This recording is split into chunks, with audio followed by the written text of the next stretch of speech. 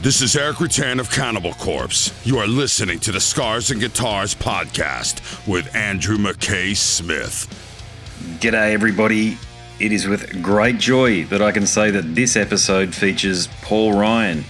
Paul Ryan is the founding guitarist in Cradle of Filth. He was there for the band's earliest days through the demos and onto the album that started the revolution, The Principle of Evil Made Flesh. It is so great to finally chat with Paul and hear his insights into many aspects of the band's formative epoch. The years of anticipation of our meeting, they've finally paid off. He's a tremendous fella and it has been well worth the wait. He is still active and you'll hear all about his current projects, and there are links to his pages in the show notes as well, so please support what he's doing now. It is fucking awesome.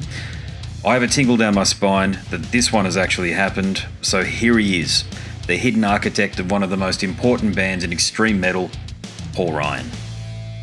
Hello. Here he is. How are you, mate? Yeah, I'm all right. How are you? Great. Thanks a lot for doing this. It's much appreciated. No problem at all. Thanks for asking. What's been happening lately apart from life in, the usual family and all, family work and all of that sort of stuff, mate? Is you've been keeping busy with music, I see.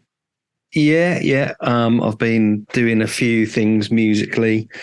Lockdown gave me a bit of time away from what I usually do work-wise to actually kind of focus a little bit more on music again, which was nice. And one thing I'd been meaning to do for a long time was actually get a computer to actually dedicate to doing music on, because a lot of the recording that I'd done was all reel to reel and ADATs and stuff pre kind of Logic and Pro Tools and stuff like that. So I'd been doing a bit of demoing on GarageBand, like on my phone, basically. And I wanted to get Logic and learn how to record properly, which is what I did. And that kind of spurned me to do some more stuff. A bit of dungeon synth came out of that, because having to have a kind of a MIDI controller to make it all work, that kind of got me into that way of doing things. So it kind of spiraled a little bit from there, really. And I've had a lot of fun doing it. Congratulations. It's Gatekeeper, isn't it, your new project? That's Game Master. Game Master, sorry. Yeah. Yeah, that's right. I had it in the background. I've had it in the background for a few nights now, and it's very engaging stuff. Okay, so for people listening, go across to Bandcamp and check out what Paul's been up to. But you do have the dungeon synth, but there's a bit of synth wave creeping into, which I just adore. Yeah, and there's a bit of synth wave, and it's an interesting thing. Like one of my kind of long-term friends, a guy called Staff Glover, he's been like a bass player in Extreme Noise Terror on and off for years, and we've known each other probably since we were kind of 17, 18 years old.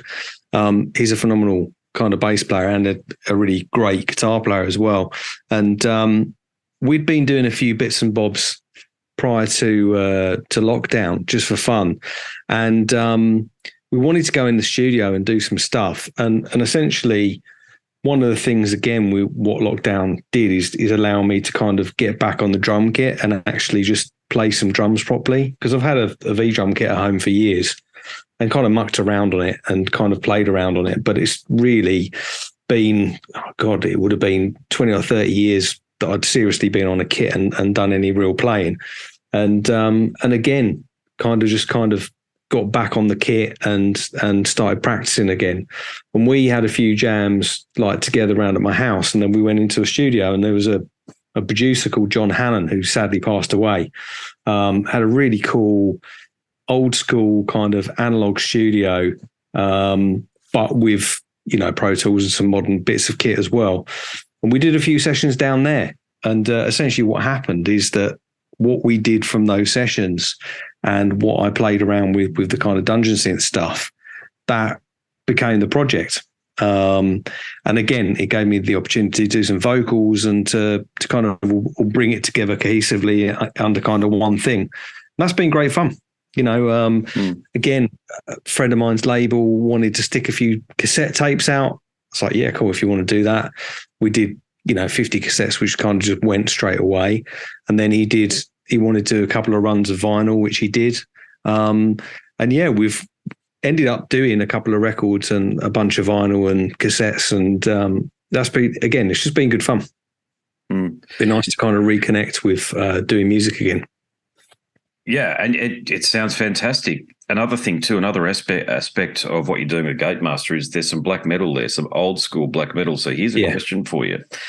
Yeah. Is this new material, or is this some stuff that you wrote back in the day that you brought into the present? A good question, actually. I think it's stuff kind of, for a better word, exercising a few demons from back then, I suppose. I did a project again with Stafford and Chris, who's the singer from Winter Fireleth. We did a project called Nine Covens, which had a lot of stuff, I would say, that was harbouring over from back in the kind of early 90s. And this is probably a little bit of an extension from that in terms of some of the black metal side of it. I think it's, as a music form, it's very expressive. And I think from a creative perspective, I mean, look, you play yourself, you know what it's like. To get the creative taps on, I think personally, it's not like I'm Adele that has to go through some big breakup to get the emotion to write music. But at the same point, she's an amazing example of the purity in how I think, a lot of inspiration is. And it's that kind of that raw emotion that can kind of really drive you if you play music to kind of get out there and do stuff. For me, I found the whole kind of lockdown experience and what was going on in the world being even crazier than normal, very emotive. Outside of having the time, it gave me a lot of time and inspiration to, or a lot of focus and inspiration to actually really express it musically. And that kind of, for a better word, it kind of turned the creative taps back on again.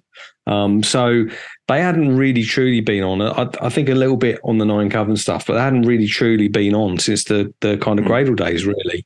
And I think the Gatemaster stuff for me is the first thing that I've done musically since Cradle of Filth that's got the true essence of what we were all doing then, or certainly what I was doing then within that construct. And I think you can kind of hear that. It's very pure in terms of, it's very honest, in terms of the Dungeon Scene stuff and in terms of the black metal stuff. When we went in and recorded, I really enjoyed basically smacking the fuck out the drum kit in the studio and just really kind of like going for it, especially when it came to some of the kind of, a couple of the longer tracks with blast beats and stuff. That for me was hugely gratifying to do and record and actually capture after a lot of practice. So yeah, anyone who's checking out any of that stuff, it's about as honest as you can get. Yeah, and I could hear that it was an extension of the stuff that you'd written early on, and I'm talking way back on Orgastic, Pleasure's Foul, this sort of thing. You can hear the link. There's no question there. It's just right it's there. Interesting you say that. Yeah, and the quality though, it's like you can hear that your riffs were always rolled gold back in the day anyway, and they are now too. So you haven't lost your touch. Thank you. I appreciate you saying that. I mean, it's the same taps that were switched on. I don't think the approach has ever really been different. It's for me, I always used to, I suppose, in the early Cradle days, it wasn't so much kind of, how can I put it? I went for a phase, I think, certainly around Principle into Dusk, where there was a lot of heavy kind of soft drug use. I would say getting stoned a lot. A lot of that stuff was written basically, I mean, in particular, Dusk was all written when, the ritual for us is that we would get stoned before practicing. And a lot of stuff was written stoned. And I do believe that, obviously, drugs have been a vehicle for musicians for years and years and years to kind of express themselves. And I'm not trying to condone taking drugs to write music, but I'm talking about my personal experience. That when I was younger, certainly never really did anything more than weed, if I'm honest, but got heavily into that in terms of a use to kind of, turn those taps on. And I suppose if you can kind of get deeper on that in terms of magic and in terms of how people have used, influences and substances to kind of enhance, what they do in magic in the same way. I think Alan Moore, who some people know as, a kind of comic writer, V for Vendetta and stuff like that. But he's a ceremonial magician as well. You know, he was quoted saying that he believes that all, you know, the exact quote I can't remember, but he was basically saying that all musicians are magicians because they create magic. And from my perspective, there's a lot of truth in that, because I think that you are physically creating something that didn't exist. You know, there's a magical element to it. So the reason I'm kind of making that point is that, you know, for me, when I was younger, using substances to kind of almost relax myself into a state for that purity to come out made a lot of sense. I think it's a lot harder doing it without the influence of anything. I mean, you can do it in your teenage years because you've got so much stuff flying around in you. There's so much inspiration flying around in you. Again, it's a good vehicle of release. And obviously, back in the early 90s, we were lucky to come through a time when the evolution of that music was hugely inspirational. One of the things I feel really, really privileged to have been through is that period, not through, yes, through being in Cradle and kind of riding that wave around stuff at the time, but personally, as a music fan, to be around when, you know, thrash metal didn't exist, death metal didn't exist, you know, grindcore didn't exist, and to go through the evolution of all of that. I mean, there's no wonder there was so much great music at the time, because how could you not be inspired by it, especially when you're in your teenage years? And if you've got a certain amount of ability on your instrument, that's just going to come flooding out. So going back to my original point with the Gatemaster stuff, that's the first time I think that those taps have been put on, but in a way that wasn't used by me getting stoned. It was just the natural world around me influencing me and having the time to kind of turn that creativity back on again. And actually, I think that's the first time that I've looked at anything that I've done and gone, okay, exactly like you say, it's a true incarnation of me in terms of what I do musically or have done musically. But I'd say probably even purer, because it wasn't done in any state of being stoned, you know. Even when we recorded Principle and Dusk, in fact, most of the records that I recorded, I was pretty stoned doing it, which I enjoyed. It was good fun. But when I think back on it, I would now not go into the studio stoned, or I wouldn't get stoned in the studio myself. If it works for some people, fantastic. But now I kind of going and recording that in the studio, I got even more satisfaction out of it through doing it in a sober state. Okay. You raised many interesting points there. And here's the first one I want to bring up. Just throughout my conversations, I'd formed an impression that you wrote Principle and Paul, the other Paul Allender, had written the majority of Dusk, but it doesn't sound like that's the case. It sounds like it was more of a band effort from the musicians. Yeah, on both. Yeah. I mean, I would say, look, just to reiterate what I said, you know, the ritual that we had is we would get together and we would, you know, get stoned within or before practice. And there was a magical element to it. I can't speak for what the band has done prior to our departure, but certainly, you know, there was a connection between the way we approached it and the way the music came out. There was definitely a magical element to it. And that's purposeful. I think there was a lot of influence of magic and occult happening at the time, you know, through music and personally through philosophy and things that everyone was reading. Certainly when it came to Danny and Paul and myself and a few of the other people, we were very much influenced by a lot of that stuff. But there was a purposeful, I use the word ritual because that's what we would do. There was never a time you'd just rock up to practice and it would be like, oh, we're just having a bit of a jam. There would be that kind of ritualistic element to it. And I think that comes out in the music. It's funny with Dusk in particular. I went by, because I'm still in touch with Danny and still friends with Danny. And I went by the old rehearsal room, which still exists, where we used to rehearse. But when we rehearsed there, it was the back of an old pub called the Rising Sun. And it was just an old shed, essentially, or an old kind of big, kind of old, say storage, whatever you would call it. Now it's been made into swanky flats, but the building that was still in, which I guess is some kind of storage unit. It still exists. But we used to meet down there. That's where that all got written. And that very much was almost a collective ritualistic, I would say, experience in terms of the way that we were doing it. That probably sounds a lot darker and a lot kind of more magical than it actually was. But the essence of it is that we were definitely getting ourselves into a space to write. And I personally would say that it was a fairly collective experience. From the musical perspective, my brother and myself and Paul and Rob, and Nick, we would all have a certain synergy in what we would and how we would connect with each other. And I don't actually remember there being much bickering between this particular riff or that particular riff. The way a lot of stuff was written was in that environment, and we would kind of, vibe off of each other, and there would be certain riffs. I definitely remember between Paul and myself, us getting to a stage with Dusk where there was almost like a kind of a synchronicity, a telepathy between us in the way that we played with each other. And like I say, I can't speak for what's happened post that point, but people have said to me many times, "Oh, the earlier stuff, it's got a real magic to it." Well, that's fairly literal, because I think it did. Because the way it was constructed in that environment was constructed in a very I would almost say like a sacred space. It was like it was a special environment, and I've certainly not had that experience post that in anything I've done musically where I've gone to a rehearsal room and jammed with anyone. That was very unique. Something that's that special and important to you. How did you feel when the Stewart version came out?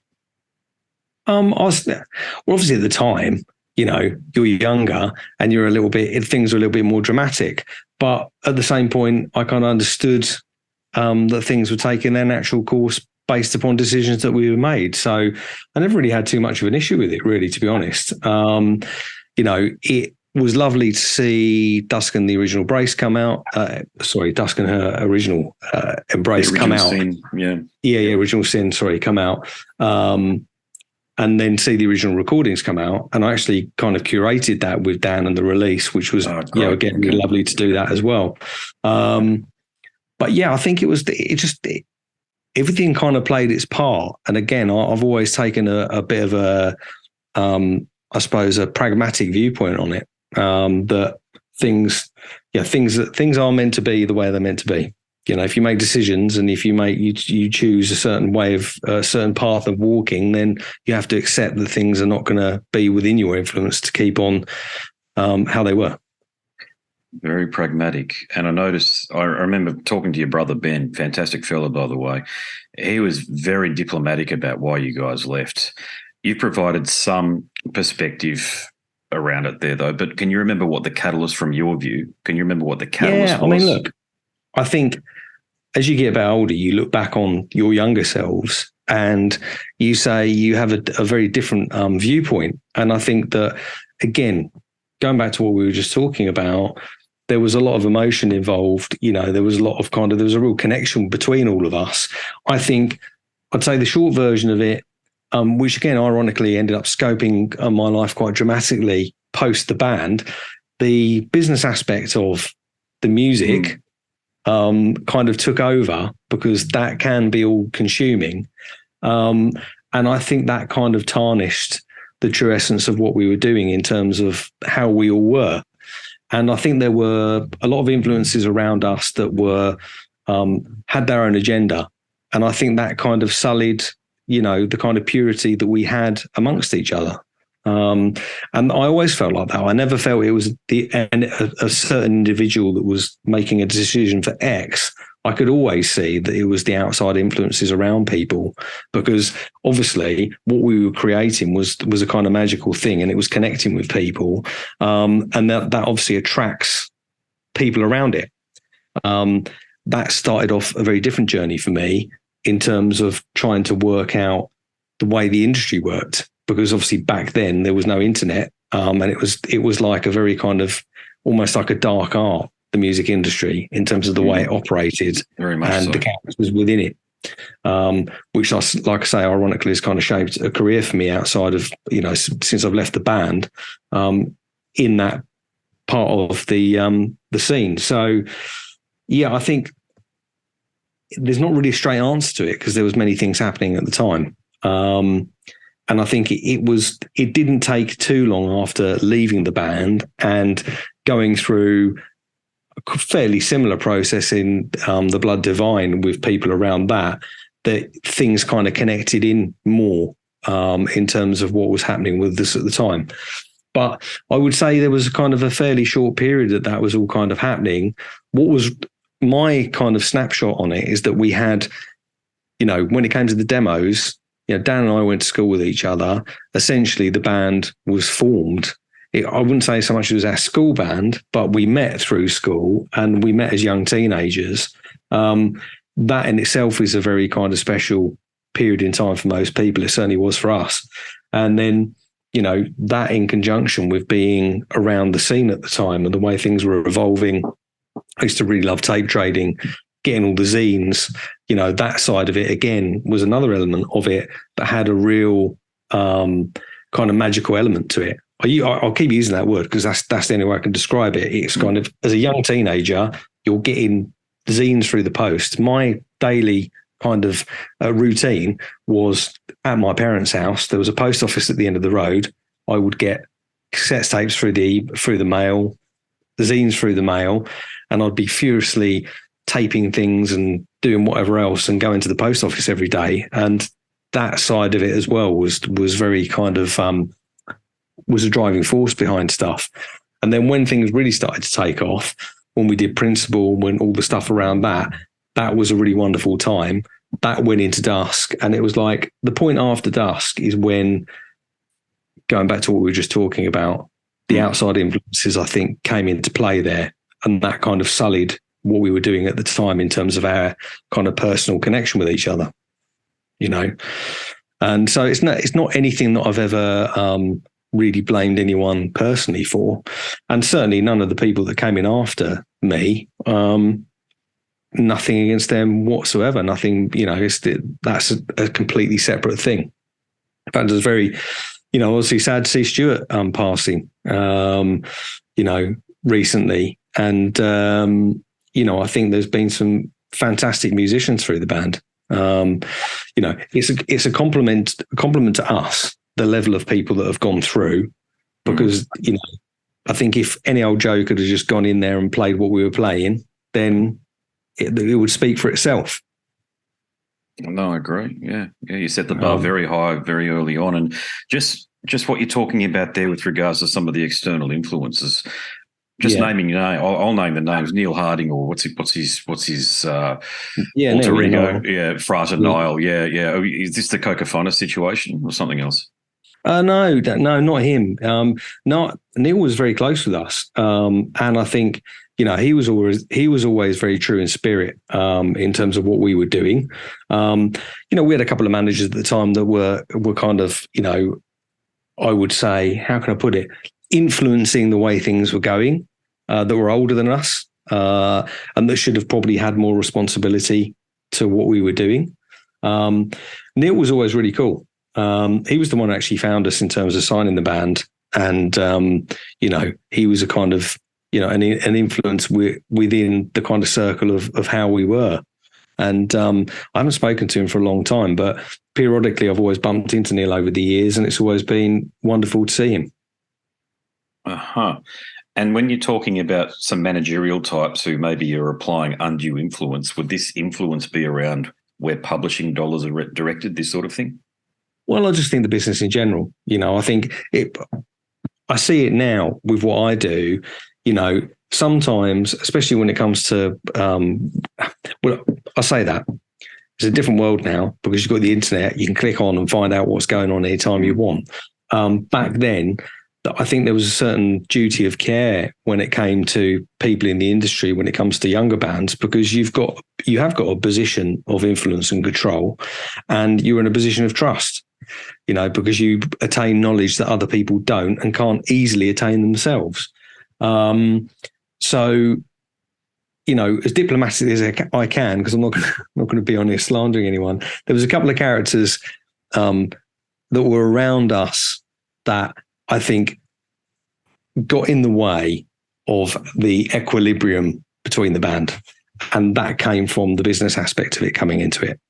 Now, that's not, a unique thing that happens all the time in history, in bands. But I think, it would have been lovely for us to have just had a few more years where we could have been away from that aspect of it.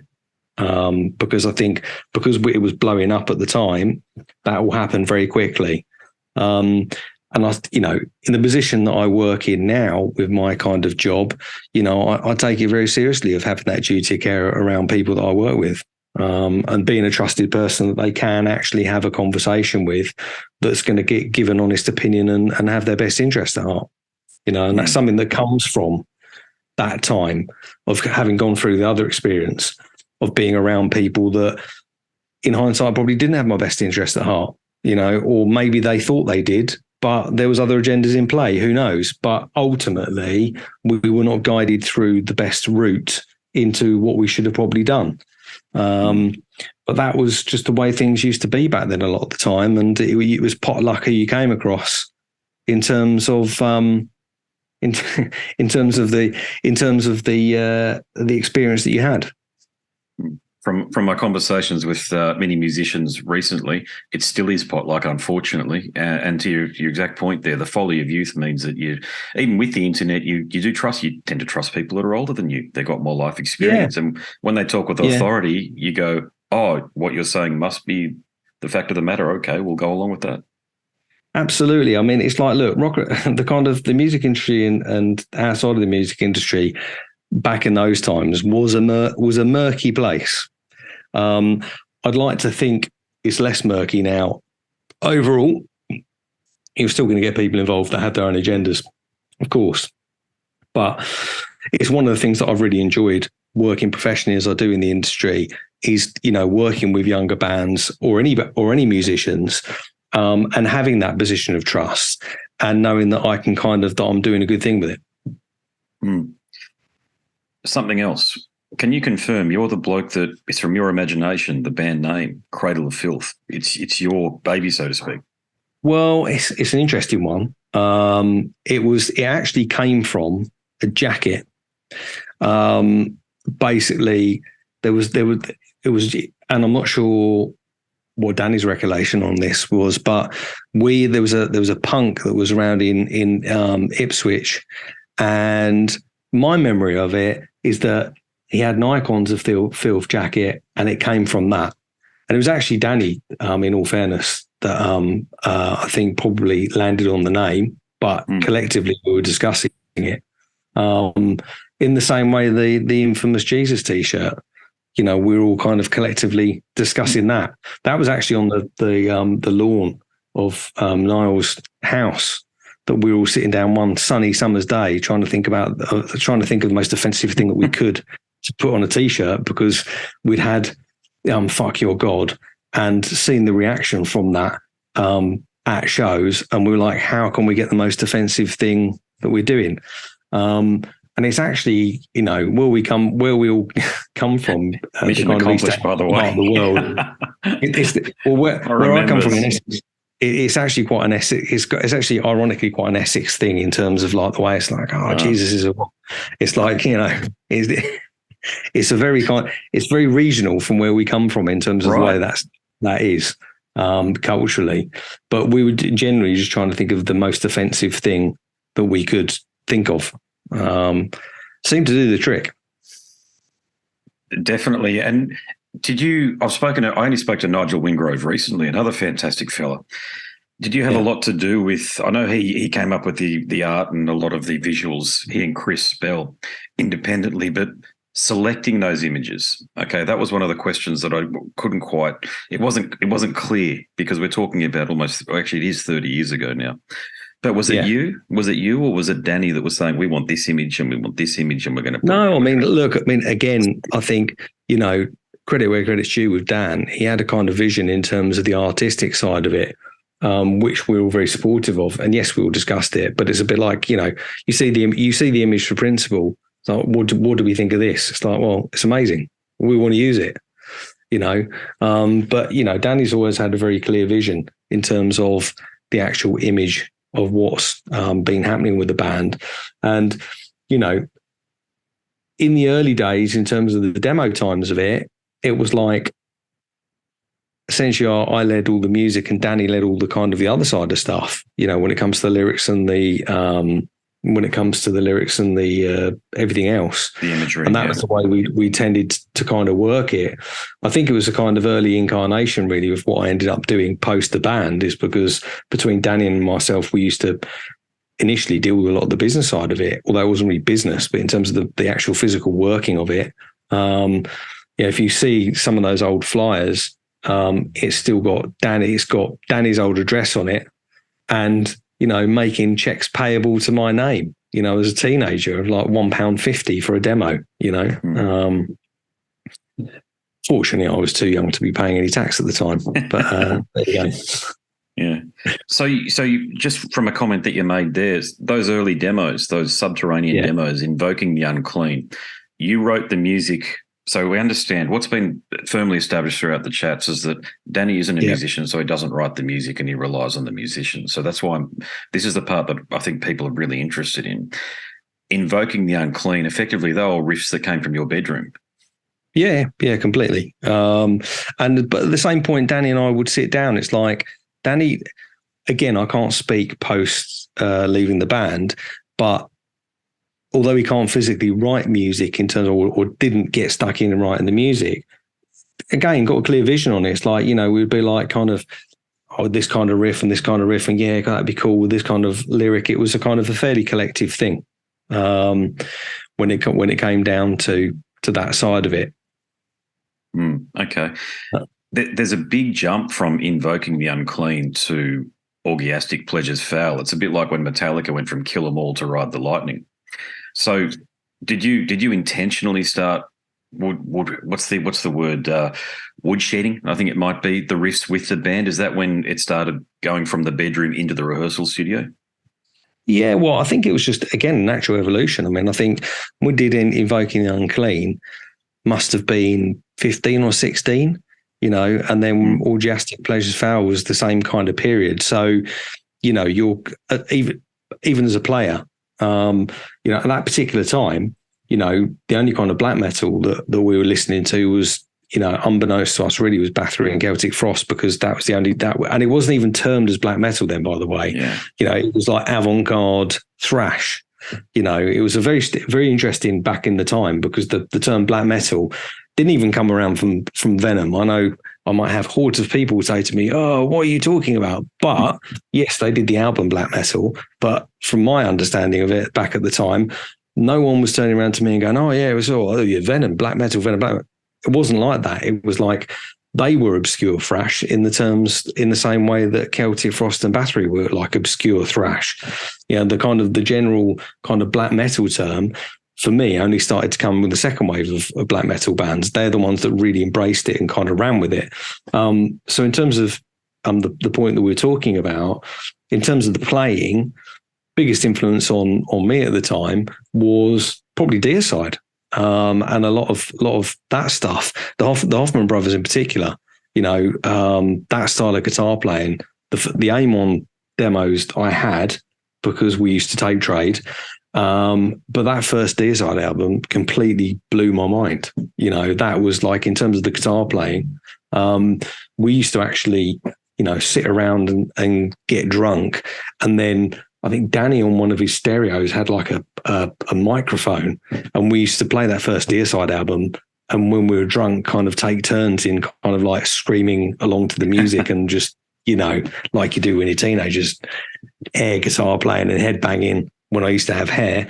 And we were massively influenced by that. But me personally, that first Deicide album with the guitar playing, that's fantastic, you know. And obviously, you're right, the Slash stuff as well. Yeah. It really is. And it stood the test of time, actually. Those first two Deicide albums, Deicide and Legion, they're masterpieces. And the playing on it is absolutely phenomenal. Legion still sounds ahead of its time. I remember getting Legion when it came out, because it was I'd read about it in Hot Metal. We had a magazine here called Hot Metal, and how evil this album was. So, of course, being a young fella in a boarding house who was a bit of an outsider and writing the metal. and listening to the radio program 3 Hours of Power at night too. I thought I'll go out and get this one, and Pure Holocaust by Immortal as well. This is a few years before I heard you guys. I couldn't believe what I could still transported back to the first time I heard them. It sounded like music being played backwards. That's the only way I could describe it. Absolutely. I mean, the Pure Holocaust is almost like a grindcore black metal record. It's like, it's so frenetic. I absolutely love the drumming on that record. The drumming in with the guitar playing on that, it's just like there's a real synergy with it. In fact, that particular record, Diabolical Form of Mysticism, for me, the first album I absolutely loved.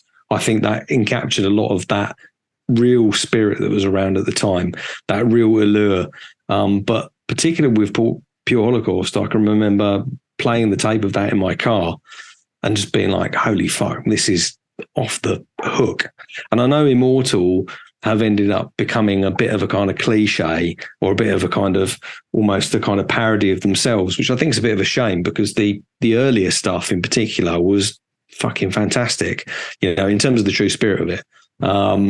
And I distinctly remember when it came to Diabolical Form of Mysticism and Pure Holocaust just being, they were big. Again, they were influences. They were really evil sounding, dark and mysterious records at the time. There was no memes of Abath or anything like that kicking around at the time, and I think it was a little bit less tongue in cheek back then. They were definitely caught up in the spirit of it. There's a very early video of Abath and some of the more prominent people from that Norwegian black metal scene when they were at school.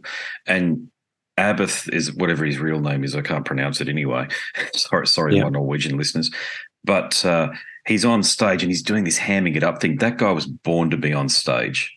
He just chose the black metal thing, and it was really sad to hear what happened to him in Argentina, all self-inflicted on his part, by the way. But he let that lifestyle get in the way, and I'm an old Immortal fan as you are, and just hope he's through it. And I've had a good conversation with Demonaz about that situation. It sounds like their personal situation is resolved in that they're mates again, and they have been for a few years. But he just needed to give up. He's just one of those blokes who needed to give up the drink, plain and simple. Yeah, and I think, people have their demons, don't they? And certain things affects people in different ways. But no, those again, it's those first couple of records with Immortal for me I still regularly play them. They're still definitely on my turntable in terms of stuff that I listen to. Hey, Total Fucking Darkness, it sounds like an extension of Orgiastic, I'll pronounce it right this time, Orgiastic Pleasures Foul, but there was much better production, and you did that, and you also picked, or the band actually picked bigger studios. Now, I was going to frame the question around, by now it sounds like you were the head of the band, but it doesn't sound like that's the case. It sounds like you're really keen to point out that it's a collective effort. Yeah, well, I'd say certainly when it comes to, by this point, Paul had joined and it was getting a bit more of a collective in terms of the way things were going. But it was, I would say, predominantly still working on the same lines as Danny and I, kind of steering it of where it was really going. Ironically, with Total Fucking Darkness, it was actually recorded in the same studio that, or the same setup that both the other demos were.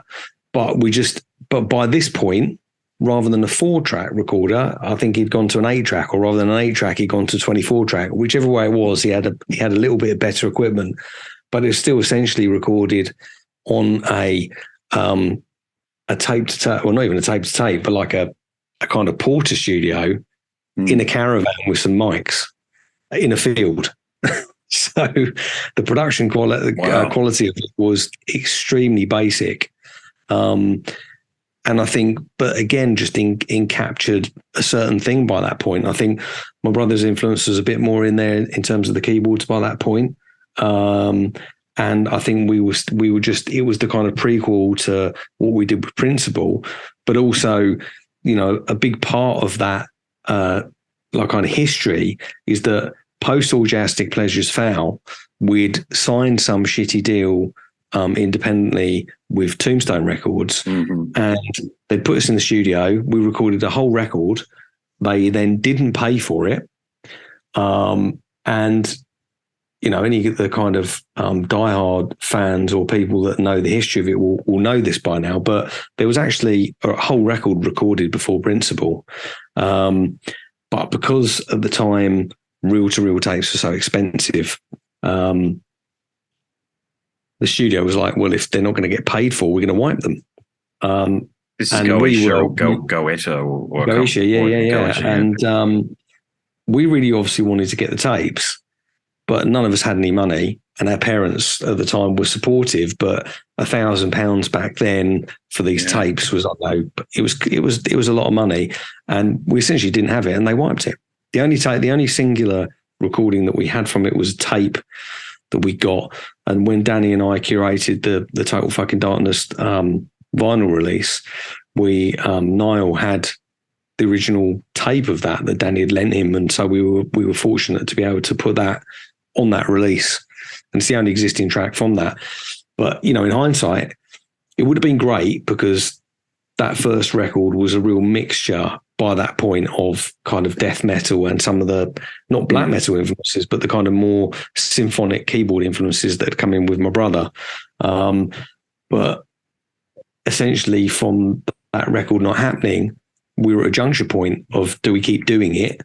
And then all of the second wave of black metal stuff hit. And then we were just completely taken away with that wave of music. And then TFD came along, basically.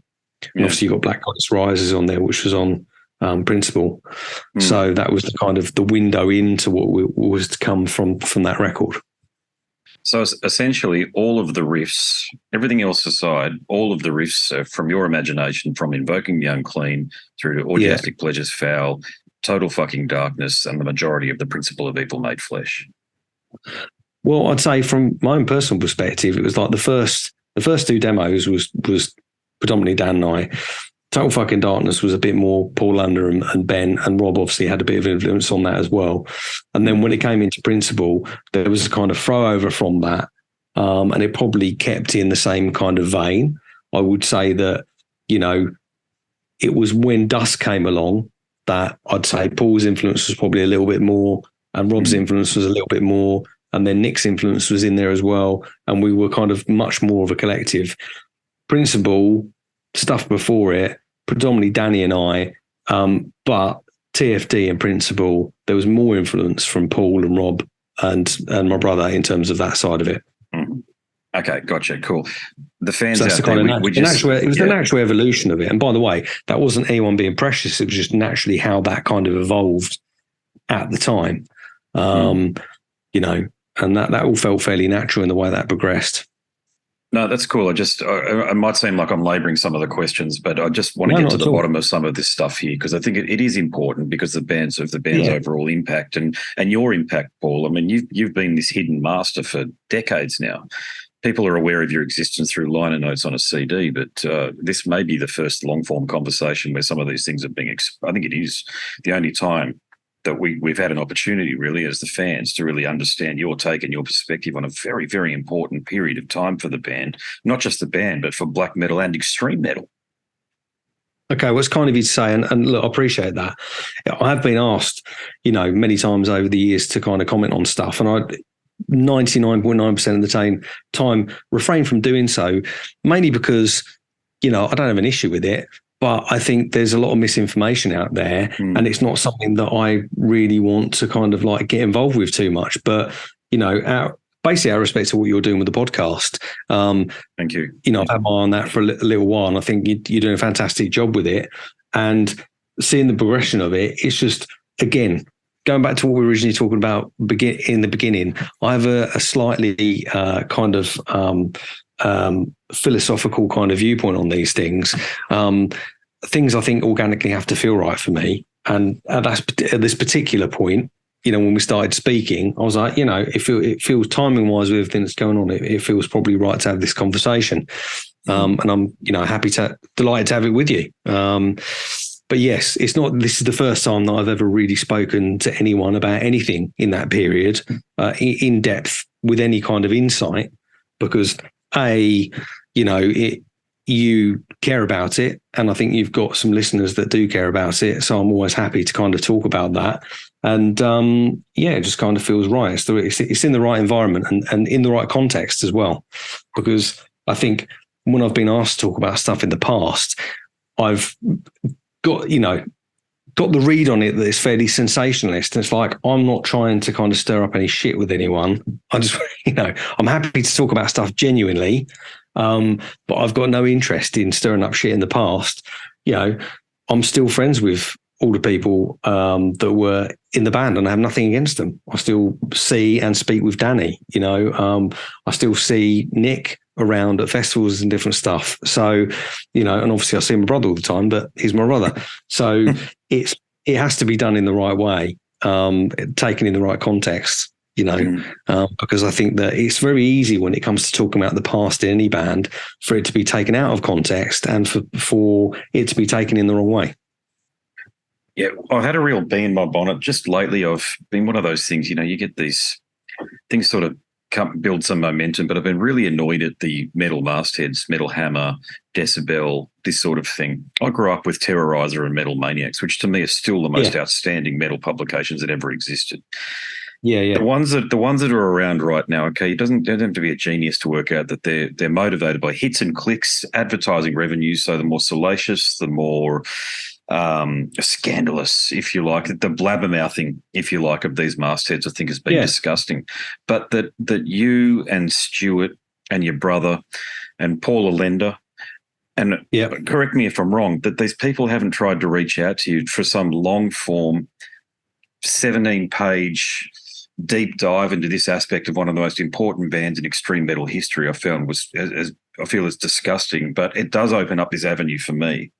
Okay. Yeah. Well, I mean, look, to be honest, I would rather be having the conversation with someone like yourself who's genuinely into it.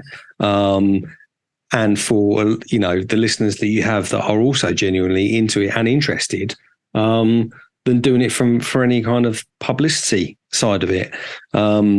The more kind of niche and geeky something is, the more I kind of like it anyway, if I'm perfectly honest, when it comes to this kind of stuff. It's more fitting with the period of time. I've had people who have been on the periphery. I don't post to the bloody Cradle of Filth Facebook forums because they seem to be populated by a lot of juniors, a lot of goths, and this sort of thing. And that's definitely not what I am, clearly. And they've accused me of being obsessed with the era. I remember Cradle of Filth was the last band I truly adored. Okay, right. And that ended around about 1998 or 1999, whenever the Cradle from Enslaved EP came out. After that, I was also about 20 by then too, so I was a bit old to be obsessing over bloody new bands. Half of them were younger than me anyway, even by that point. But it's just such a fascinating period, and I love what you said early on about there being this special blend of magic. I'm going to call it alchemy around what you guys are doing, because I felt it. I listened to the Principle. I got Dusk first and then went back and got Principle, but I don't think they left my car CD player for like 18 months. There was a few other things that made their way into there, but that was the bedrock of my listening experience. And it gave me such an energy and vigor and enthusiasm when I was going to work at like 4:30 in the morning, bloody freezing Sydney mornings. I was living at the time, and you put this stuff on and you wind the window down and you've got this stuff blasting and you're thinking, how good is life when you've got this music? So I feel like as though I was connected to that great stream of that cosmic force that you guys were connected to that you talk about. Well, it's definitely a cosmic force. I completely agree. I think that, look, I think from a magical perspective, if you can bottle up what people have in their teenage years in terms of that raw energy, that's just pure elixir in terms of the power that really has if it's honed in the right way. But I think it's an element that again, people don't really touch upon. You've got the kind of general kind of what's in front of your face, the physical record and the physical music. But if you look deeper into the kind of the lyrical side of it, and if you look deeper into what was going on at the time, I mean, look, you only have to look at the lyrics and have a look at the influence around something like Principle to see the magical element in it anyway. And that's something that Niall also had a deep kind of influence in, because he was also deeply and has always deeply been into that side of things. I mean, Angela was on the record as well, doing a bit of spoken word, who sadly passed away. I mean, I was going to ask you about her. Yeah. Well, I mean, again, it was, the whole recording of Principle up at Academy was a really, really interesting experience, a really fun experience. But there was a lot of stuff that went on around that was, kind of truly magical. And like Angela herself was, Andrea herself was a very magical person. So yeah, there was a lot of that influence and a lot of that element in there. And like I say, I can't speak about post when we kind of left, but certainly those records at the time, that was a big influence within it. And going back to your point, that whole period in time of music, it is a fascinating period in time. It captured a moment of a lot of aspects that were going on, which I think in extreme music terms has never really been kind of done since. And I'm not saying that because I think, no one's bettered what we did. It's not about that. It's just the period of time. It comes from that evolution of it not existing, which in itself is magic because it hasn't, it's been created. It's like the organic evolution of it has true power. And, ultimately post that point, when it comes to extreme music, it's always going to have an element of being generic.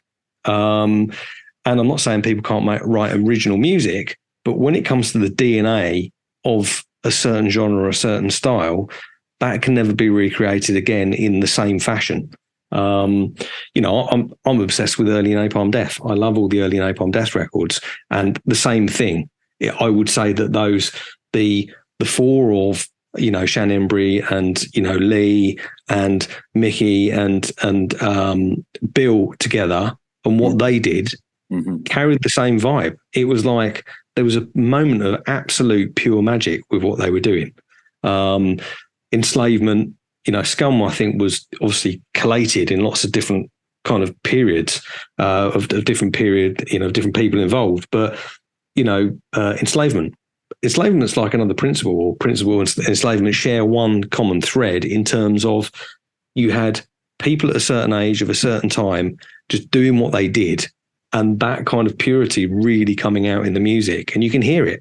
You can absolutely hear it. Absolutely. That enslavement album's got it in droves. And it's a real piece of, magic, I think, less physical, magical influences within it in terms of the context, but in terms of that pure music form and in terms of what was coming out that got recorded, that's it there again, right there. And you can say that with, we were talking about the first Deicide album. You could talk about that with the Somberlane, the Dissection album. You could talk about that with, Pure Holocaust, Nightside Eclipse. You could talk about that with the early Burzum records. Now, I'm not condoning anyone's politics here at all. But in terms of pure magic and pure essence of the music form, those early Burzum records carry the same thing. No, I agree. Yeah, it's a shame. Yeah. It's a shame that he's a fairly. I'm just going to describe him as a unique individual because God knows there's no point in providing any commentary around the bloke. It's a shame that anyone has to bring politics into this thing because it kind of again sullies it completely. I think it's regardless of your political viewpoint, that in my opinion should never be brought into this kind of music form. And the negative influence that it kind of has within that. And it is a shame because those early records in their kind of their musical form, they touched upon something. They are pure magic in the same, very special albums. Yeah. Very special albums. Now, you can't say that in some circles to some people because they're going to accuse you of being some kind of, you're a Nazi, you're a fascist. Yeah. I'm not commenting on anyone's political viewpoint.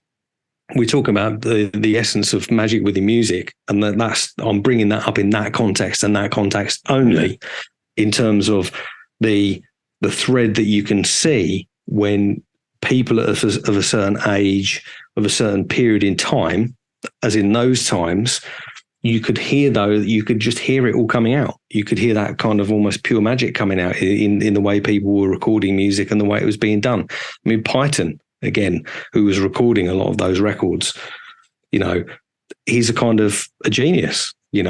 someone that understood that music. One of the hardest things that we always found was finding people to record music and actually getting it to sound how we wanted.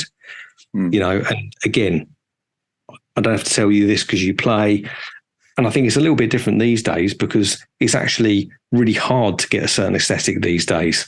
I know from doing the Gatemaster stuff, I've had to really try and get a certain aesthetic in terms of making it sound as shitty as it needs to be frank, because going through all the digital technology, one of the things that I do in terms of vocals is I record on the dictaphone voice notes on my iPhone, because I find that actually if you record across it so you don't get the pop, and you email the files to yourself so you can put that into Logic, it's already coming in. Even doing that, it doesn't even sound that shitty, to be honest, but it gets you a certain tone that allows me to kind of play around on the vocals in terms of getting the tonality that I need from it. But back then, trying to get guitar tones or drum tones to sound the way you wanted them to sound was really difficult. And the most difficult thing was trying to get stuff to physically sit with each other and be heard. Forget the tone of it. If you're playing extreme music back then, trying to get it so it's not literally inaudible mush in terms of not hearing anything was extremely difficult. So someone like Python that really understood the DNA of what that music was, and that could not only record it in the way the musicians wanted, but actually physically get the recording sounding so you could hear everything. Amazing, and I love all of his work. Would you have agreed with the band's direction then? That said, talking about Python, I just spoke to Mike Exeter this week too, another fantastic fella. Yeah, absolutely. And his philosophy alongside of Kit Wolven, of course, was a producer on the album, and Mike mixed it, but they're really a team. Okay, so they work together to, of course, and my listeners know too, so I won't go into this side of it. But did you agree with that philosophy to make to 48 tracks, this sort of thing, insofar as making the band sound as vast and as symphonic and as bombastic as it could? Because the original Sin version of Dusk compared to the Music for Nations versions of Dusk, I mean, they're so different that even though they're the same songs, they don't sound like the same songs, if you know what I'm saying. No, well, look, I mean, all I say is this. I think the original Sin was how we intended it to be. Dusk, how it came out, was how it evolved into with, certain things being redone and other musicians recording things that we had done previously. So, in hindsight, there's a kind of natural evolution with that there, and they kept the magic. All I can say is they kept the what they did do outside of the physical aesthetic is that they did keep the magic within what was recorded. And that's why I never really had that much of an issue with it. If they'd have completely sanitized it, I would be going, they sanitized something that they didn't need to do, but they didn't sanitize it. It was a different take on it, but they didn't sanitize what the actual essence of it was. So I can only kind of respect that with those people and the way that they kind of did it. And I mean, look, Stuart was a phenomenal guitar player, and they did, without patronising any of them, they did it justice, I think. Yeah, well said. Well said, yeah. What are your thoughts and what are your recollections of the 1993 UK tour with Emperor? Because I feel like when Nirvana played Australia back in 1991, when they broke large worldwide, it seems like every third person you meet was at one of the gigs, but it's bullshit because most of the venues were at a capacity of 2,000 or 3,000 people, especially the local one here. I feel like that's happening a little bit with the 1993 tour with you guys and Emperor. People are saying, oh, I was at the gig, or I knew somebody was at the gig, when in reality, I understand there were some venues where there were 3 or 4 people there. Yeah, I mean, look, London was busy. Edinburgh, I remember, was like probably about 50 people. It was crazy. I remember standing up on the balcony of the venue that we played, watching Emperor, and just looking at the floor, looking so empty, and being like, "Wow, okay, well, no one really cares about this in Scotland." But and then we had a really interesting experience at the with the Bradford show. The Leeds show. No, it was the Bradford. It was the 1 in 12 club. Basically, we were meant to be at Queen's Hall in Bradford, and there was a guy called Rich Militia, who used to play in a band called Sore Throat, who was actually the promoter of the show in Bradford. Queen's Hall wasn't available, whatever happened to it. And then all of a sudden it's like, we're in the 1 in 12 club in Bradford. Now, the 1 in 12 club in Bradford was, I don't know if it's still there, but it certainly used to be this kind of super left-wing, right-on, vegan, crusty venue, punk venue. And bearing in mind, we're going in there with Emperor, who, you know, it was early 90s, all the Kerrang stuff had hit by this point, and it was like church-burning Satanists, essentially. We kind of played the gig and it was brilliant. I mean, it's a fairly small venue. I think it held about 150 people, and that was busy, and it was a fantastic show. But I always remember being upstairs in the 1 in 12 club, and we're eating kind of vegan food. And by the way, I've been veggie for years, and this isn't a diss at any of that. But basically, I remember being upstairs and seeing, you know, Sam Moth and that sitting there, you know, in that environment. And being quite amused by it, because weirdly enough, Danny and I used to go to a bunch of the kind of Hunt Saboteur gigs. It's like what got us into extreme music, listening to John Peel on the radio, and going. We had a place near us called the ICA, which is the Ipswich Caribbean Association, and they used to put on Hunt Saboteur gigs. And the Hunt Saboteur Association was predominantly against fox hunting and blood sport in the UK, and they used to put these shows on there. And yeah, Danny was veggie at the time, and I was as well, and we were definitely pro, you know, kind of, you know, non animal hunting and kind of pro hunt sabbing. And I used to do a bit of hunt sabbing in my teenage years with a friend of mine's brother who was a hunt sab. So we used to go out on the hunts and distract the kind of dogs and the riders, and that in itself was an interesting experience with the huntsman and all of that side of it. But anyway, digressing from this, we actually got into a lot of the extreme music through that, because the first shows that we went to were like Extreme Noise Terror, and we saw like Napalm Death and all the kind of, like, you know, Doctor and the Crippins, all this stuff that was going around in the kind of crust punk and kind of grind scene at the time. So I was aware of the 1 in 12 club, and it was ironically a kind of area that we kind of almost come from in a weird way. Anyway, all of a sudden we're like rich militias going, "Oh, you got to go." So what do you mean we got to go? So there's a load of people coming down that have heard there's some church burning Satanists, and that essentially if you don't go, you're going to get lynched. And we're like, what? And they're like, what are we talking about? They're like, they are out for blood. They're like, you've got to go. You've literally got to go now. I was like, we thought they were joking. I was like, oh, fuck. And there was a little panicked kind of like, shit, we've got to get out of here. Kind of like everyone just went. Oh, wow, okay. That was pretty extreme. We weren't expecting that. But at the same time, it was all like almost a little bit like, well, that was a bit of a strange experience, because the way that all kind of went down. So that was one of the shows on the Emperor Tour, which was quite amusing. What was their issue? That I would have thought these lefty types would have been cock a hoop that you were burning churches and at the time there was a lot of at the time. Bearing in mind there's no internet, there's a lot of hysteria around. You had the national newspapers in Norway reporting in the way they were. You had Kerrang sensationalizing it all with their whole kind of church burning Satanists, kind of these Norwegian kind of like, you know, demons, you know, coming over here and doing whatever, which, to be honest, we found hugely exciting as teenagers. And in that scene, we always, and loving the music, we thought it was cool as hell. But you know, so there was a lot of hysteria around it. And to give you an idea of what we're talking about, which I'm sure wouldn't happen now, we had a photo shoot with, I believe, Metal Hammer, which there's a place near us here that had the ruins of an old abbey. And basically we were doing a picture shoot up there. And this old abbey had been rumoured to have been used by Satanists in the 70s and had a little bit of that kind of history to it. So we thought it was perfect for doing this picture shoot. Well, we all drove up there, you know, in our corpse paint after getting ready at home. It's about 15 miles away from where I live now. It's only local. And I swear to you, this happened. They've set up for this picture shoot, and it's off this kind of little path outside of this village.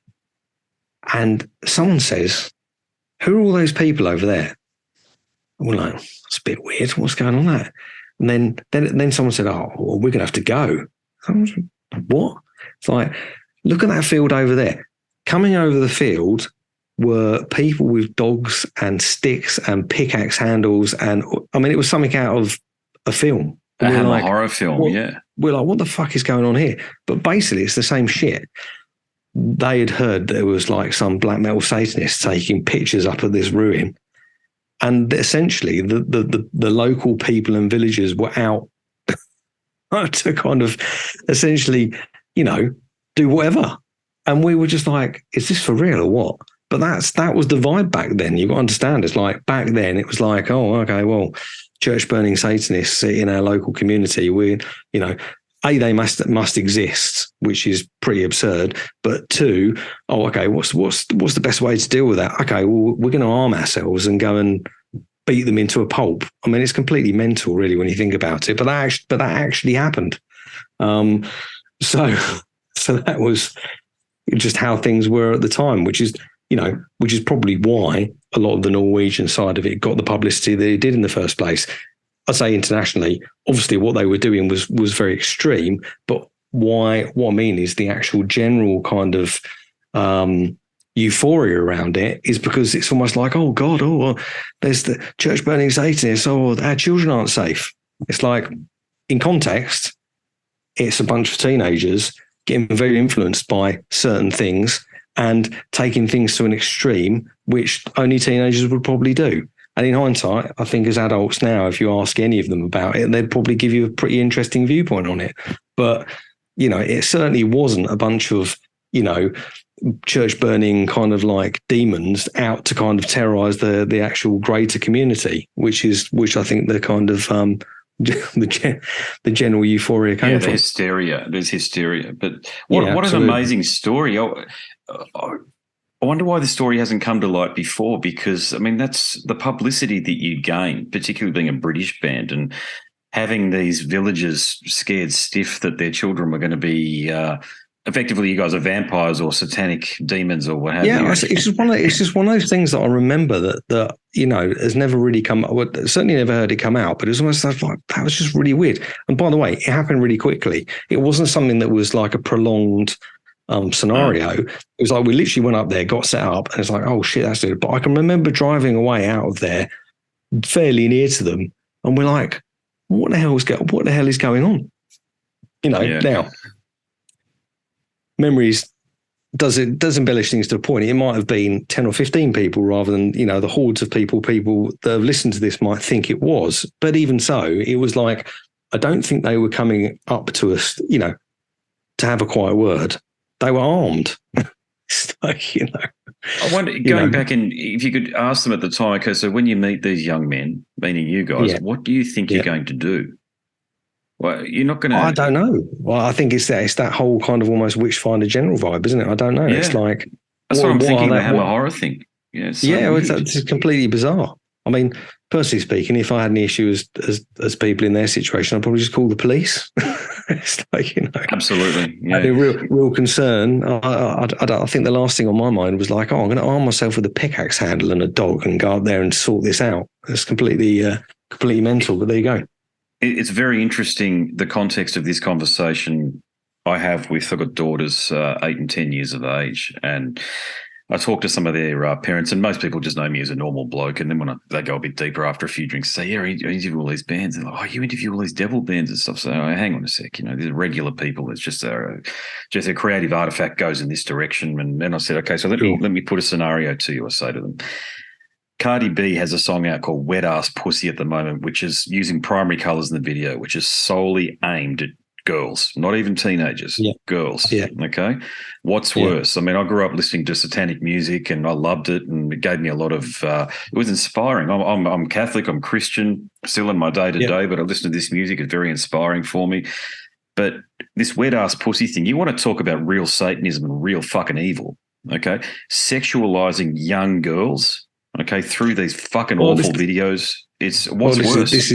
This is exactly it. I think in terms of occult or religious influences, there's a certain historical element to it. one of the things that's always fascinated me about, heavy metal, black metal, death metal, a lot of stuff in that vein is the historical element to it, and I would say that, if you read up on any satanic philosophy or religious philosophy at all, it's an educational thing. People can take it literally, of course, but I think you have to have a certain mindset to really consume that and understand it, or even practice it. So I think, that's far less of a dangerous influence than what you're talking about, for sure. But, I'm the same as you. All religion fascinates me.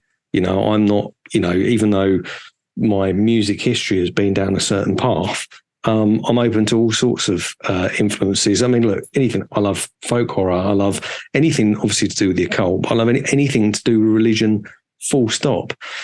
Catholicism itself, Judaism, anything. There's, especially when it comes to, the Kabbalah, or when it comes to anything that's mystical around any religion, because, all religions have a certain element of mysticism around them.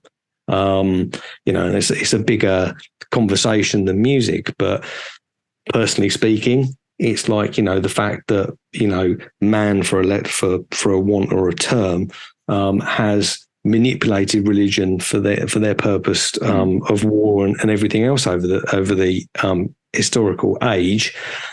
That's got nothing to do with the purity of religion. If you take the purity of religion in any form, it's a wonderful thing, and that can be whatever path you're choosing to tread, whatever branch, and that can mean any faith or any religion. So, I mean, it's obviously a much bigger conversation, but I agree with you. I think there's a lot of anything to do with anything religious has a context to it that is educational, and I would endorse anyone to explore. Well, materialism is the house of Baal. It's not Satanism. Absolutely. It's not Satanism and these wonderful things that have inspired you and I in the way that they have, and given us so much to look forward to. I remember when I read the Satanic Bible, the LaVey thing. It just came across like a self-help book to me. Okay, I didn't even find it spiritual. It's a humanist. It's more of a humanist thing, really, isn't it? I mean, you've got the ritual, and you've got the kind of theatrical element. I say theatrical element to it. There's obviously some, real element to it. But again, it's like, I think you have to take it with the kind of with the sentiment it's meant in, ultimately. But I think that I would say the ritualistic element in anything. It's like, you can walk into, any kind of town or city and go into a church, and, and especially when it comes to Catholicism, which, I do respect, but when it comes to the ritual and the dogma, and you can go and sit and watch, a service and go for all of that ritual and all of that dogma and all of that kind of like performance. And that's just, that's normal. It's seen in the greater scheme of things as normal. Whereas if you were doing a satanic rite somewhere, you wouldn't particularly do that out in the open, probably anyway. But if that was in a room somewhere where people were just walking into it, that wouldn't be considered normal. That would consider to be, maybe a dangerous thing, maybe an influence that's not good.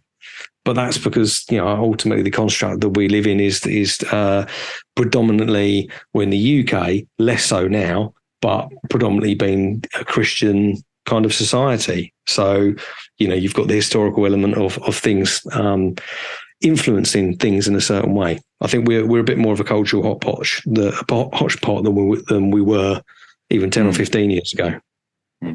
I just you with a surname like Ryan, you've got Irish heritage as well as I do, and I just love the fact that so much of Catholic and Christian ritual, it's based in this pan-Celtic paganism. Okay, Ishtar being Easter, this type of thing in the egg, and that's the way I choose to honour our heritage. Funnily enough, because it's not that far back for me. And it's the way that by going to church or mass, I love the way it's called mass still. Okay, we long since we go to a Church of England church these days in the city, in Brisbane City, but these days, so we sort of left the Catholic faith behind in a lot of ways. But I still love the iconography associated with, and I grew up that way. Absolutely. Didn't know for a fact, but my intuition told me that there are far deeper links than what's being presented to us here. And that's the way how I choose to honour our shared heritage, our pan-Celtic heritage through Christianity. Yeah. Well, one of the things that I really enjoyed about the lockdown as well was there was a kind of certainly in the UK, there was a re-explosion of in the early 90s and 70s, 80s and into the 90s, you had a lot of these kind of underground fanzines, occult fanzines and various different kind of folk horror fanzines of various different bits and bobs. They become a bit of a resurgence of that. And one of them is called Rituals and Declarations. There's various different ones. One, Weird Walk is another one that came out, which is all about exploring the English countryside and historical monolithic sites. But they also have they have folk horror stories and then all sorts of stuff. Hellebore was another one, which is actually a plant that the witches used to use in ritual. But anyway, by the by, it's another little fanzine that's all to do with folk horror, and a lot of it is to do with English history and English folklore. But that was fantastic because there was just this explosion of people exploring that rich cultural heritage in terms of what you're saying, in terms of pagan and earlier influence and the connections of that within modern religion as well, and making those connections as well. And there's some really great titles. I'll post this interview. I'll send you a couple of links with stuff that's worth with these fanzines. If you've got any interest in that, there's a few bits and bobs that you should get hold of. But again, that's something else that I got into in the lockdown in terms of re-exploring some of that stuff, or say re-exploring some of that stuff outside of classic text, having almost like a coffee book fanzine that you can kind of flick through some of this stuff in, which is really cool. Hey, just going back to talk about some of the band members again. Yeah, Nick is he said that Robin has trouble tying up his shoelaces. Now, that clearly wasn't your experience with working with Robin. I can't really comment on that. I mean, look, Rob's a great bass player, and again, he definitely brought a certain energy to the band, and he wrote some great riffs as well. Can you understand why Nick would say that, though? I mean, right, we always just say that Rob lived on Planet Rob, and it's like Rob's kind of he's such a lovely guy, and I've got all the time in the world for Rob, and he was just like, I think he was just happy in his own space. He was just happy kind of doing his thing. Rob actually came and spent we had a couple of Christmases together round at my parents' house, which was lovely. And I always still remember Rob was always the one person in the band that was like always a great laugh to hang around with, but was definitely kind of doing his thing, Yeah. Was Sarah part of the group when you were when did Sarah get involved? On the peripheral, on the peripheral edge of it. I mean, she did some stuff. She did some of the singing on Dust and the Original Sin. So yeah, I mean, again, got to know Sarah for a while we're in the band, and I have good memories of hanging out with her, and we had a bit of a laugh at the time. But that was kind of towards the very tail end of that period, that tenure, really. Yeah, I've been back and forward with her over email and Messenger and for a couple of years now, and I don't know whether she'll ever want to be ready to have a conversation, because sometimes in some moments she's, yes, we'll do it, and then it just never gets around to it, and then, But it's trying to understand. Yeah, you go. I'll say it'll be an interesting conversation. I mean, it's been interesting for me listening to other people's conversations and their different takes on things, and getting into some of the other stuff just directly outside of it as well, and seeing what makes people tick, Yeah, her role in the band is very hard. It's mysterious, okay, because she wasn't on the T-shirts. I went to a meet and greet and she wasn't there, even though she was in the country touring with the band. Right, okay. It was. I would love to get to the bottom of why on earth she wasn't a tenured member when she was on all of the albums from. She was on Principle, I think, wasn't she? No, she was on Dusk. She was on Dusk. Not Dusk. I mean, look, when we did Dusk, she was basically in as a kind of session singer and did a couple of shows with us. I remember that. But that's as far as it kind of got at that particular point. And then obviously she became more involved, I think, after we left. So that's kind of how it was, really. You and Paul, are you still mates? Paul Allender, Well, that is. I mean, I haven't seen Paul for donkey's years. And again, I used to, when he was still in the band, I used to bump into him in festivals, at festivals, and say hello to him. Yeah, I mean, look, we never fell out. I certainly don't have any issue with him. If I saw him again, I mean, like, I can't remember the last time I actually saw him. I mean, he's in America, right? Midwest of the USA. Yeah, there you go. So the chance of me bumping into him are probably fairly slim. But yeah, but yeah, we're still no issues with him at all. To be honest, no issues with anyone in that town. And it sounds far too diplomatic, I know, but it's genuinely true. And it's one of the reasons why, when I've been asked in the past to have conversations about stuff, is like, well, there's not really anything too sensationalist that I'm going to give anyone. If we want to have a conversation like we've had, in terms of having, factual conversations and talking about stuff at the time and that was happening at the time, that's a different thing. But in terms of the sensationalist side of it, of like, oh, I can't stand this person or I don't like this person, that's just not going to happen with me, because genuinely I have no real issue with any of them.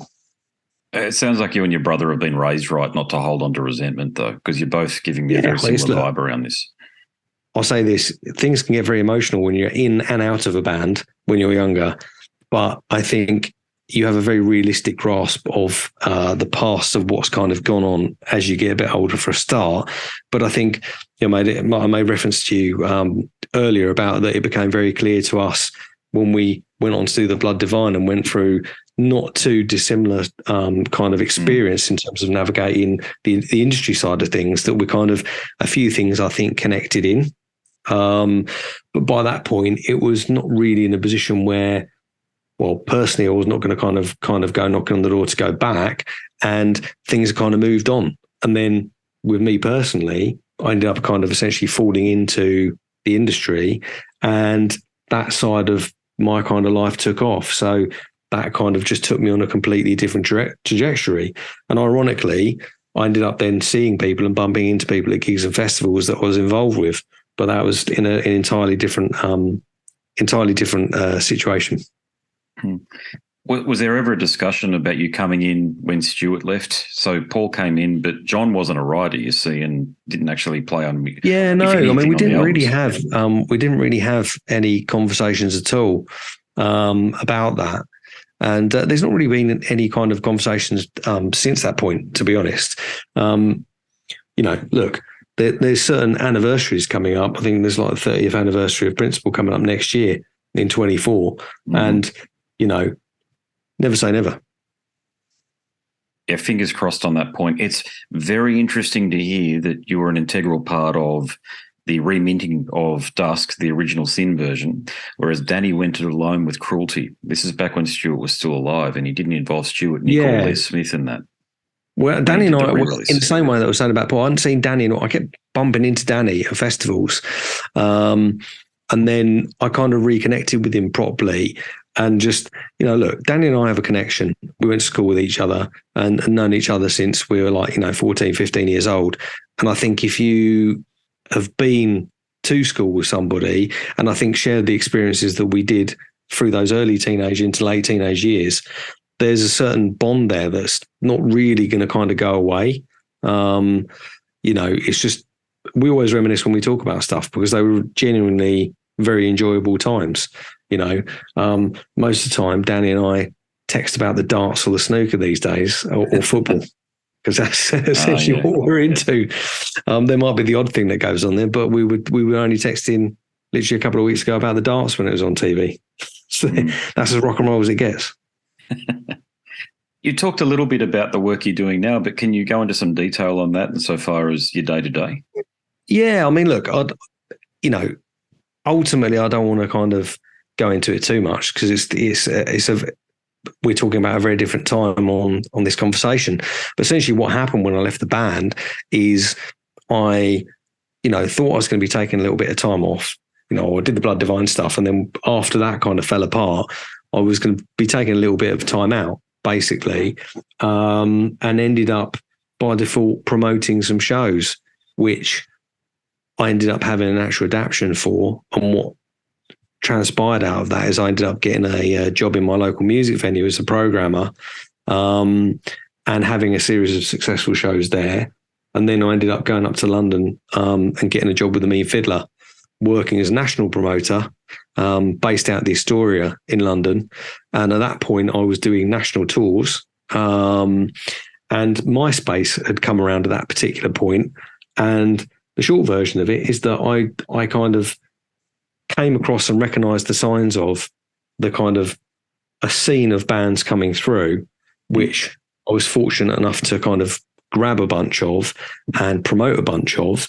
And there was some bands like In Flames and various other acts that I knew anyway, which I'd kind of gone for and was promoting. And then I had the opportunity to become a booking agent with an agent called Neil Warnock, who is a veteran agent. And, he was Johnny Cash's agent.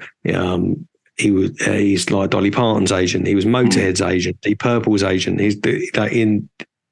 The guy's a legend, and he gave me an opportunity to work with him as a booking agent, which was a massive opportunity, which I took, and my kind of career in that path kind of took off from that point there on in. I went, I signed a bunch of the bands that for booking that I essentially promoted, and that was 22 years ago, and so that's the path that I've kind of gone down. And that's what I do. So, I'm a booking agent, and I book tours internationally for various acts, and that's basically what I do. And that's a big reason why, I didn't kind of go back to do music, is because the whirlwind and the pace of that, it's all consuming, and it's something that I willingly threw myself into.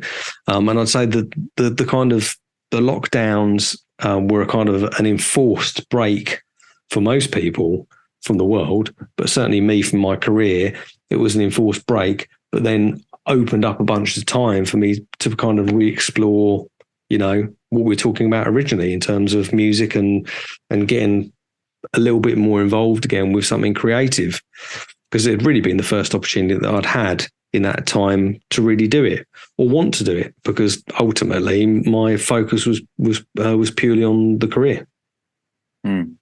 Yeah, for sure. Yeah. Are there any other topics that you wanted to address from the band's early years? Is there any questions that I haven't asked that you like to Not explore? from my end. I mean, I'll welcome any more questions from your end while you've got me, if you want to talk about anything else. I appreciate time's ticking on, and you probably don't want a 3-hour interview, but if there's anything you're genuinely interested in, I'm always happy to kind of help. I mean, there's another project that I have been doing recently with a good friend of mine called Mystical Forces, and that's something that we've had like Death Prayer Records in the UK stuck a tape out, which is great, which is basically sold out, and there's going to be a vinyl coming out of that as well. So that's something else that I've been involved with musically. Awesome. That one I do vocals and keys on. My friend Count Vornoch does all of the actual music. But that's something that I've had a lot of fun with him on as well. And I'd have to say that the collaboration with other people, from the perspective of not being, in brackets, in a band, is something else that I've really thoroughly enjoyed, because you can do it at pace and you can kind of do it a little bit more on your own terms with other people. There's a lot to be said of 1-man and 2-man black metal projects. Yeah, there is. Some of them are the best ones ever. Look at Burzum and what you're doing there, obviously. But just on the topic of, are there any other topics or questions that I'd like to discuss, or questions I'd like to answer? It's just been great to give you the mic and just to hear you speak and talk about things from your own perspective and raise things that you feel are important, with occasional questions from me. I think that's the important thing there, and that's what prompts me to ask the question, because you've given me so much, and the listeners, so much tremendous insight into the early years. And I meant what I said. Your role in the evolution of black metal and extreme metal, it's largely hidden, and I understand there's reasons for that. But I think that it's about time you got your just due, and you are recognised as one of the forefathers, if you like, of the way that Gen 2 black metal, okay, you might not have created it, but you helped it evolve in a certain way. And Cradle of Filth are a cornerstone band. Emperor, Satyricon, Immortal, Cradle of Filth, Mayhem. There's a half a dozen bands or thereabouts, and Cradle of Filth are right in that mix. And that's all spawned from the era of which you are the crucial member from a musical standpoint. Well, thank you. I really appreciate you saying that. And that's kind of you to say that. I think, look, I hope that I've, answered the questions honestly and given an honest account of, what went on at the time. It's a period, it's a period of time that I feel hugely proud to have been part of. And I think from a musical perspective, again, very proud to have put that kind of blueprint down. Never did I think when we were doing all of that Principle and, partly the demos, but Principle and Dusk would have so much influence. But I'd say Principle in particular is a particularly special album because it's just very unique. When I listen to that stuff now, it's very, I don't listen to it, I'm not listening to it every day or anything, but when I revisit that, it's almost hard to imagine myself actually doing it. I had a friend of mine who got one of the early demos the other day. So I said, and he's a fan of that period, and kind of he sent me a file. He was like, check this out. There's these extra couple of tracks on that I've not heard before. And I was listening to the playing on it, and I was kind of going, I'm kind of very proud of the playing that was on there, I'm not saying I couldn't do it now if I got back on the guitar, because I could, but there was a certain vitriol with it. I can just hear I can just hear everything that was going on at the time. And it's hugely reminiscent when I do listen back to it. It does bring back a lot of memories, and I'd say the vast majority of them good. I use the word again, it was a very magical time and period, and I feel very privileged to have been part of it. I think you should be really proud of the work you did too. That's the word that comes to mind, because Thank you. They are things, and I've said this to the other members, this is music in the way that we listen to B.B. King records from the 40s and 50s. Well, maybe not B.B. King, but those early blues greats. That era of black metal is going to be continued. You watch throughout the rest of our lives, it will be continuously influential. You can't go to an Asian country or a South American country and not see a Cradle of Filth or another black metal T-shirt. You go to the Philippines and you see them there. Okay, and these are young people. Yeah. These are young people that are wearing this stuff here. So it's a global thing, and you've tapped into something like these cosmic winds, if you like, have spread all over this vast globe of ours. And young people, they're not even disaffected. They're creative types, They're people that love to dive into the hidden aspect of our world, if you like. And they always, as young people, we end up at black metal and extreme metal, and it's just whether or not we stay there. But when you travel, no doubt you've seen it. No doubt you've done a bunch of traveling across Europe. And I do. And it just always amazes me. I mean, I travel a lot with work, and I see exactly what you're talking about.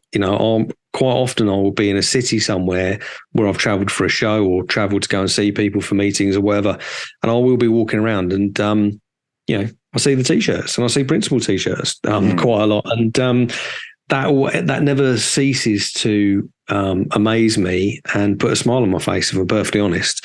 Never did I think, as young teenagers doing what we were doing, that it would end up having the influence that it's had, or that the kind of whole scene would have the influence that it does. I've always collected records, and I've still got a lot of vinyl from back at that time, and I see some of the prices on that, and I'm just like, shit. I kind of know that it's got. But I agree with you. I think it has become timeless. I can see why people have a certain fascination with that period in time, because I still have that fascination myself, not through what I did, but that particular period in time always holds a certain allure. And of course, for me, a certain amount of reminiscence with it. So I can see why people are either still obsessed with it or become obsessed with it, because I think it's a very alluring period of time. Well, there he is, ladies and gentlemen, the great Paul Ryan. Wow. I so appreciate that he was willing to have the conversation there, because It's probably answered a lot of questions and theories, put to rest some theories, or maybe confirmed some theories that some of you out there have been postulating through the comments on YouTube and on Facebook, and even you people that like to message me about the group. I appreciate that too, by the way, because I know everybody that talks to me about the band, they're real fans and they care about getting to the bottom of things and hearing the story as it needs to be told from the alumni, from the musicians themselves, and no better example there than that chat with Paul Ryan. Now, if you like that conversation, there are plenty more chats with the members of Cradle of Filth, ex-members, alumni, over at scarsandguitars.com. Click on the link titled Cradle of Filth Conversations, chats with Danny Filth, Stuart Anstis, Greg Moffat, Paul's brother, Ben Ryan, that's up there as well. Nigel Wingrove, Chris Bell, the two fellas responsible for the creative artifacts and the vision of the band back in those days, and a very good conversation recently with the mixer and producer of Dusk. Well, he's a mixer on Dusk and the co-producer on Cruelty and the Beast, Mike Exeter.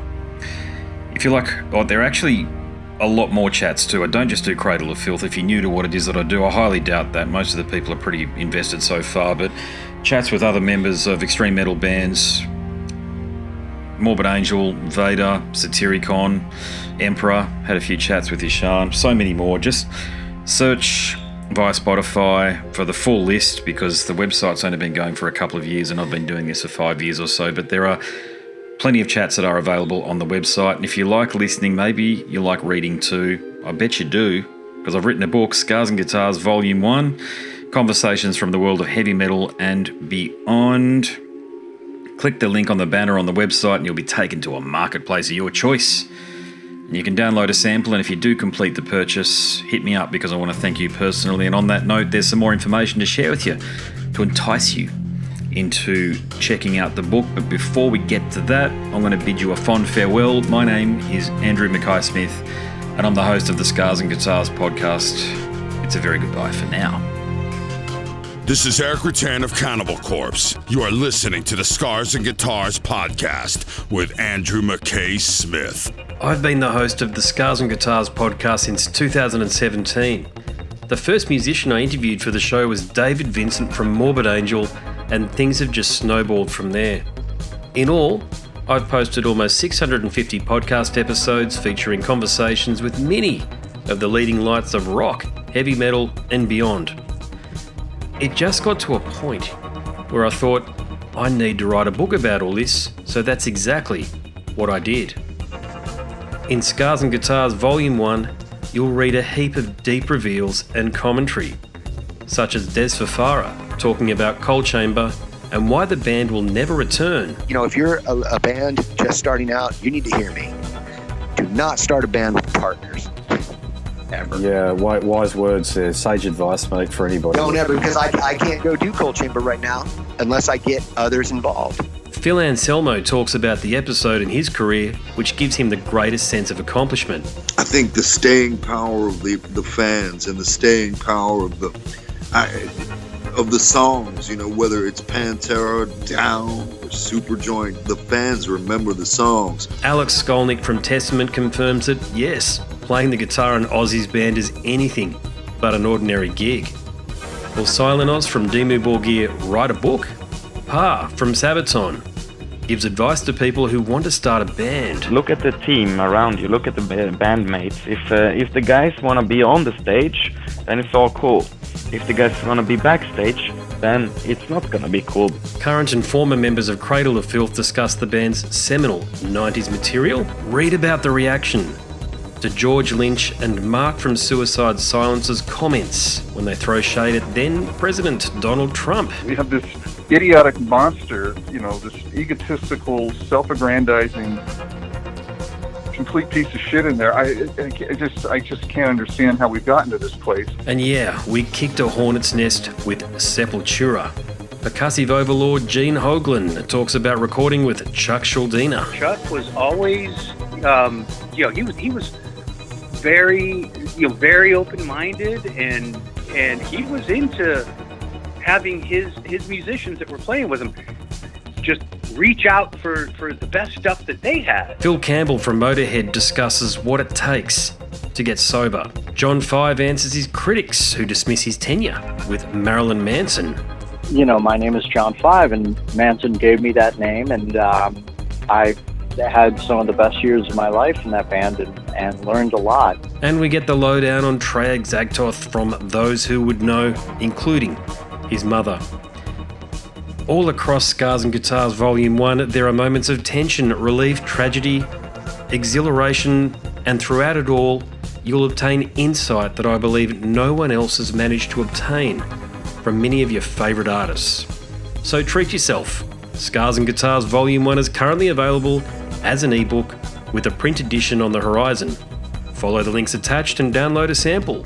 I'm sure you'll be compelled to read the whole book.